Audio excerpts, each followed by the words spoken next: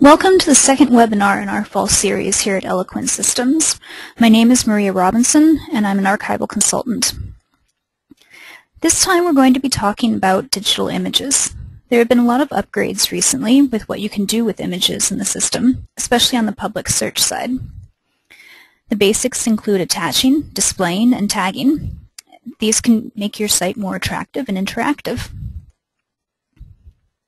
So the first point to cover is what exactly are we talking about when we say digital images. For today's purposes, a digital image is either a scanned or born digital photograph.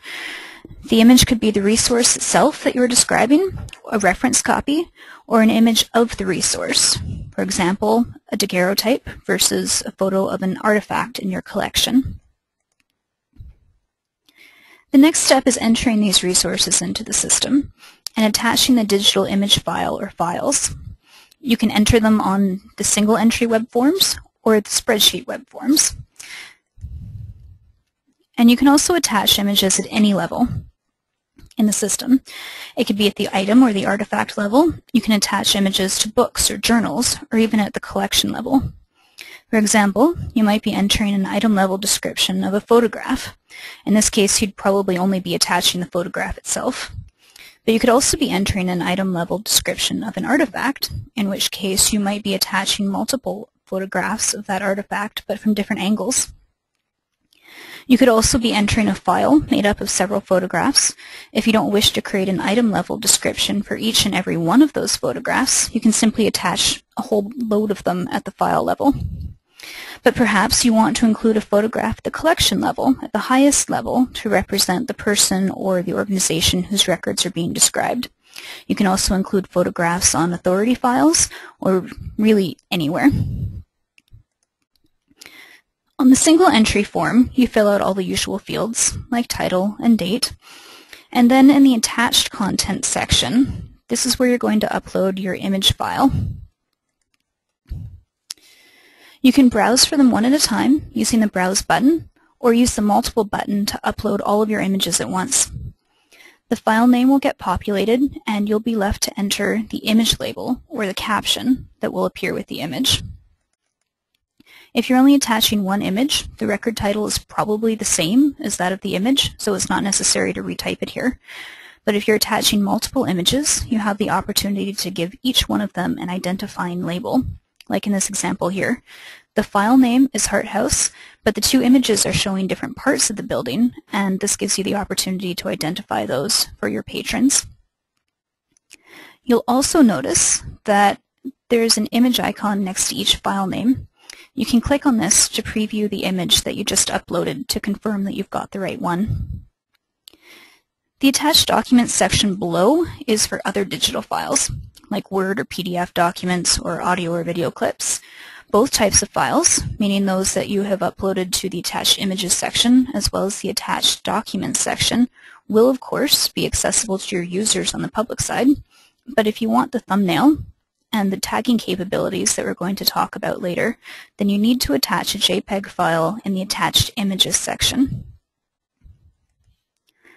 On the spreadsheet web form, which you can also use to upload your digital images, make sure you're attaching to the image section and not the document section.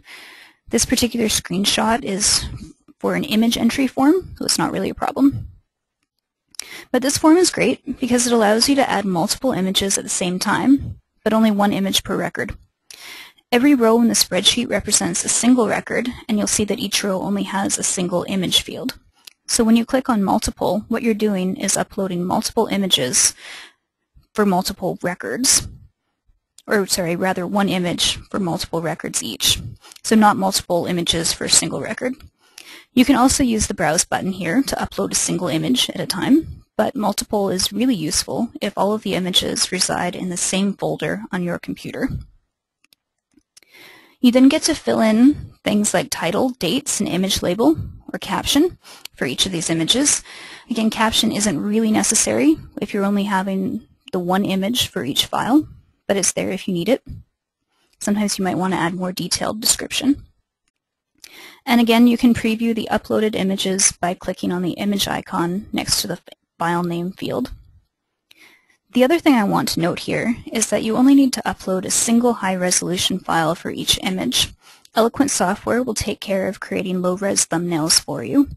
For example, you might not want the public to be able to download every high-res file, but your staff needs to see them, and we can take care of that. Viewing. Now we're getting to the fun stuff because everybody likes looking at pictures. Descriptions are always interesting, but photographs in your descriptive records can really make that record come alive. And this is especially important in this day and age when so many of our users are accessing collections online.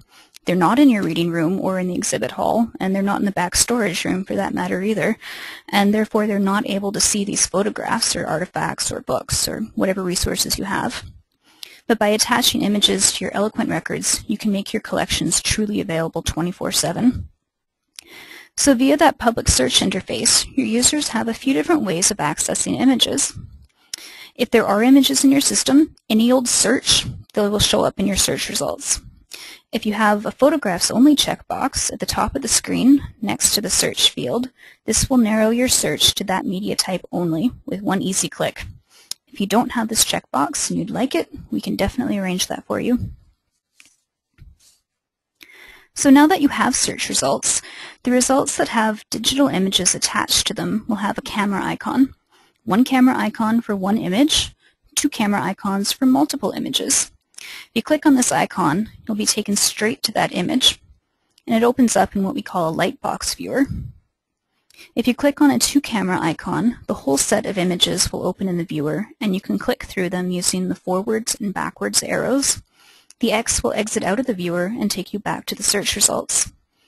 If you click on a single camera icon, all the current single image results will open in the viewer, and you can also click through them.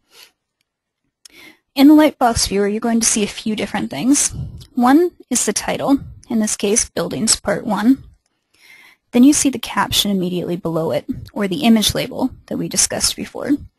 In this case, the file name is Buildings Part 1, and the individual image caption for this particular photo is Casa Loma. You'll notice here that there are 150 images in this file. If somebody hadn't taken the time to give image captions to every single one of these, it would be fairly useless. You just have 150 photos of buildings with no further description. Below the caption, you'll see an option to click on a link called Request by Email. This will open up an email that will automatically be addressed to your archivist, records manager, librarian, or curator requesting a copy of the image. Maybe a patron would like to see would like to order a digital copy of this image, or maybe they'd like to order a printed poster size, anything like that. The next link over is to view that image full size in a new window. And lastly, below, you're going to see the image number that you're currently viewing and the total number of images in the set. If you click on the result title itself, the full resource description shows up on the right-hand side, and the thumbnails will be displayed at the top. Clicking on one of these will also bring up the lightbox viewer. If you hover over the thumbnails on the resource description page, you'll also be able to see the captions. Now here again we see Buildings Part 1, and you'll see that there's a scroll bar over there on the right. So you can see all 199 or 150 images in this file, and you can click on them anywhere along the line to open them up in the lightbox viewer. Tagging. Now comes the interactive part. With the Members module, your users can register as members. Once registered, they are able to add tags to photographs and add comments to the descriptions. This is an excellent way to interact with the community and encourage participation and start a discussion. You can take advantage of all your users' knowledge to add to your descriptive content. There are a number of institutions, Library of Congress for example, that are posting their photos on Flickr and generating comments and new information. But in this case, they're having to post their photos in two different places, in their own catalog and on this other site. Eloquent is offering you the opportunity to get that same level of participation, but on the same platform in the same system. You post your photos once and have your authoritative description next to the community's editions. And just in case your community members get out of line or you don't trust them, there is a moderation queue built in. No tags or comments will be visible on the page until you have approved them. The tagging process is pretty easy. It's just like Facebook. Once the image is opened in the Lightbox viewer, click the link in the lower left-hand corner. Just like Facebook, you'll be given the chance to click on someone's face or some other part of the image and type in a name or identification. If you hover your mouse over a tagged part of the image, a floating box will appear with the ID. Back on the description page, at the bottom is a space for registered users to leave comments. This particular example shows an image of the Village Cigar Store on Spadina Road in Forest Hill, or rather what used to be a Village Cigar Store. One of our users has kindly posted that this is now a sushi restaurant. So all of your users now, or your viewers, will get a sense of how things have changed in this neighborhood, in this particular example. But it could be anything, add any more descriptive information about what used to be there, people's memories of what used to be there, things like that. I'm going to move into the demo mode now. And for this demo, I'm going to stay in the archives system. I'm going to show you how to enter some photographs, and then we're going to move on to the public side, and I will show you how to tag and how to comment, and just generally how to view images. The first thing I'm going to do is enter a file level description, and this file is going to contain a number of photographs. The first thing I need to do is find my upper level series that I'm going to add this file beneath. There's the collection. There's my series. I'll take that and come back to this page. The title of my file is Trip to Vancouver. The date, we'll say 2000. Our level of description is a file. I'm going to use the menu on the left-hand side to jump immediately to attached content. You'll see here that there are only 3 fields available for photographs, but that doesn't mean I can't enter more. It will actually automatically expand as I add photographs. I'm going to click multiple and find all of my photographs. Here we go. Select them, click open, click upload, and there we go. You see I have the 4 have been added and a 5th row has been added in case I have more photographs I need to add.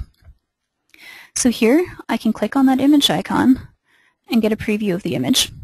That's going to help me make an appropriate caption.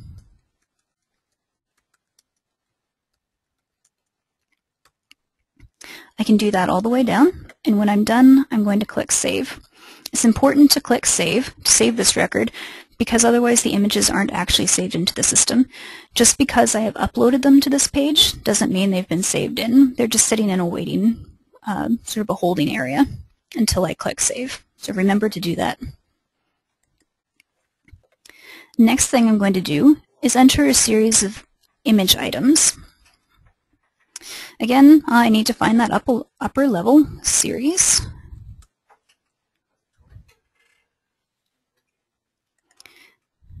There we go. And now I get to enter my images. You'll see again here every row represents one item, one image.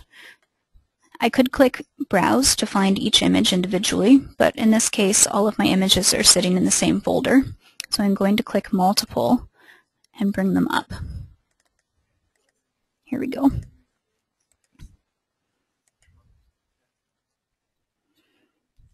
Eloquent also has a special utility that can transfer data or transfer your images directly from a camera with all of the metadata attached, for example, width, height, and resolution. If you're interested in that, go ahead and give me a call and we can talk about getting you that module. So you'll see my 3 images have been uploaded. I can click on that image icon and see my picture, and that can help me with the title. Once I fill the rest of these out, I'm going to click Save, because again, just because I have uploaded these images onto this particular spreadsheet form, it doesn't mean they're actually in the database. So let's see the public search side.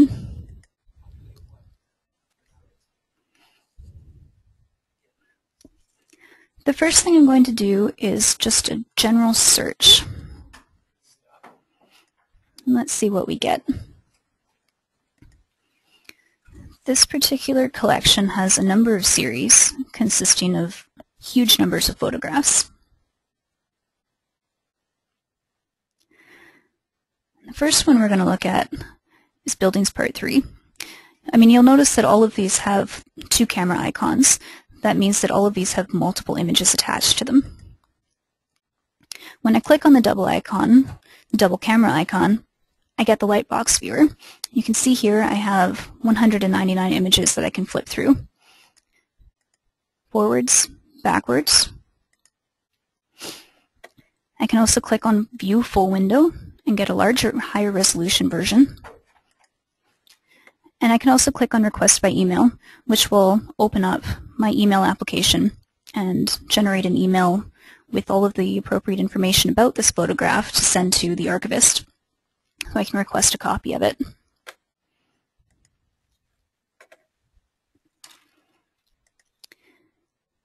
And if I click on this description, you'll see I get a series of thumbnails that I can scroll through. You'll also notice that when I hover over any of these, there I get my caption. I can scroll through down to the bottom, somewhere in the middle, select an image to look at, and again it takes me straight into the viewer, and I can navigate through there. Let's try another search. But this time I'm going to search for photographs only.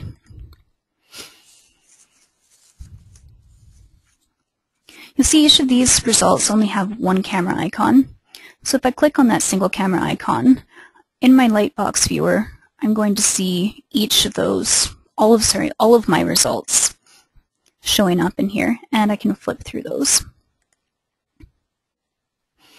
I have the same options to request by email and view in the full window. We'll talk about add tags in a moment.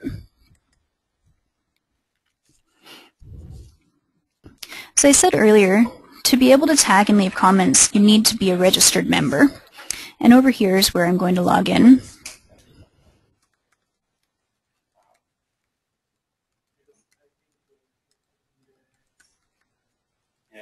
There's a lot of work going on. Now that I'm logged in, I can do my search. And this time I'm going to search for photographs of Vincent Massey. I get a single result here, and you'll see in the scope and content that Vincent Massey is shown second from the right. So I think it would be a good idea if we tagged him so people could more easily identify him in this photograph. If I click on the thumbnail, click on Add Tags, I get a new window, and this is where I'm going to do my tagging. Second from the right is right here. If I click on his face, I get a box, just like in Facebook, and I can make it bigger, can resize it and move it around. This is my entry field. Let's type in his name and click Save. And it's done. Let's back out and refresh this page. And now we can see it. I hover over his face and I get his name. In addition to tagging, you can leave comments. We have this nice button here that says Post New Comment. I click on that and I get a new window where I can leave a comment.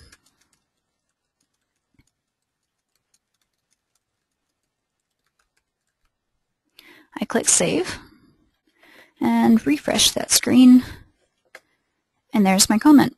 If anybody else happens to know who else is in this photograph and they're a registered member, they can click Post New Comment and respond to me. Or you, the archivist, can respond to me. Or you, the archivist, can then go into the description and add more information yourself and delete my comment afterwards. However you want to use this, there are a lot of things you can do. You can also, as the main archivist or librarian or curator, do all the tagging yourself and not make this available for the public to be able to do. So let's go back to our Prezi and do a review.